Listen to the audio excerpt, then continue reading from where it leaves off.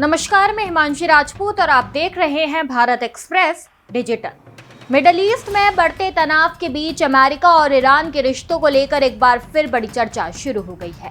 अमेरिकी राष्ट्रपति Donald Trump ने पहली बार विस्तार से बताया है कि आखिर वह तेहरान के साथ समझौते को क्यों जरूरी मानते हैं। ट्रंप का कहना है कि अगर दोनों देशों के बीच समझौता हो जाता है तो इसका फायदा सिर्फ अमेरिका को नहीं बल्कि पूरी दुनिया को मिलेगा। हालांकि ईरान अब भी कई अहम मुद्दों पर अमेरिका से सहमत नजर नहीं आ रहा। ऐसे में सवाल यह है कि क्या दोनों देशों के बीच कोई बड़ा समझौता संभव है या फिर हालात एक बार फिर टकराते हुए दिखेंगे।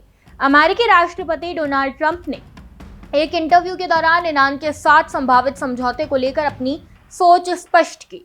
उन्होंने कहा कि उनकी सबसे बड़ी चिंता यह सुनिश्चित करना है कि ईरान भविष्य में कभी परमाणु हथियार हासिल न कर सके। ट्रंप ने दावा किया कि ईरान ने परमाणु बम विकसित नहीं करने पर सहमति जताई है और उन्हें इस बात की गारंटी मिली है। हालांकि ट्रंप के इस दावे पर अब तक ईरान की ओर से कोई आधिकारिक पुष्टि नहीं की गई है। इससे पहले भी ईरानी नेतृत्व इस तरह के अमेरिकी दावों को खारिज करता आया है। ट्रंप के मुताबिक संभावित समझौते का दूसरा बड़ा लाभ होर्मुज़ स्ट्रेट से जुड़ा है। यह समुद्री मार्ग दुनिया के सबसे महत्वपूर्ण ऊर्जा व्यापार मार्गों में गिना जाता है, जहां से वैश्विक तेल आपूर्ति का बड़ा हिस्सा गुजरता है। पिछले कुछ समय में क्षेत्रीय तनाव और सुरक्षा चिंताओं के कारण इस मार्ग को लेकर अनिश्चितता बनी हुई है। ट्रंप का मानना है कि यदि समझौता हो जाता है तो होर्मुज़ स्ट्रेट पर सामान्य स्थिति बहाल हो सकती है, जिससे अंतर्राष्ट्रीय तेल बाजार में स्थिरता लौटने की उम्मीद बढ़ जाएगी। अमेरिकी राष्ट्रपति ने यह भी दावा किया कि हाल के सालों में बड़े सैन्य दबाव के कारण ईरान की स्थिति पहले की तुलना में कमजोर हुई है। इसके बावजूद उन्होंने सैन्य कार्रवाई के बजाय कूटनीतिक समाधान को प्राथमिकता देने की बात कही है। ट्रंप ने कहा कि अगर समझौता हो जाता है तो क्षेत्र में तनाव कम होगा और होर्मुज़ स्ट्रेट भी पूरी तरह खुल सकता है।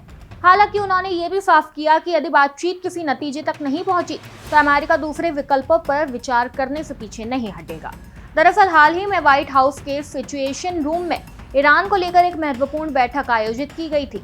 इसके बाद प्रशासन की ओर से संकेत दिए गए थे कि ट्रंप केवल उसी समझौते को मंजूरी देंगे जो अमेरिकी हितों और उनकी निर्धारित शर्तों के अनुरूप होगा।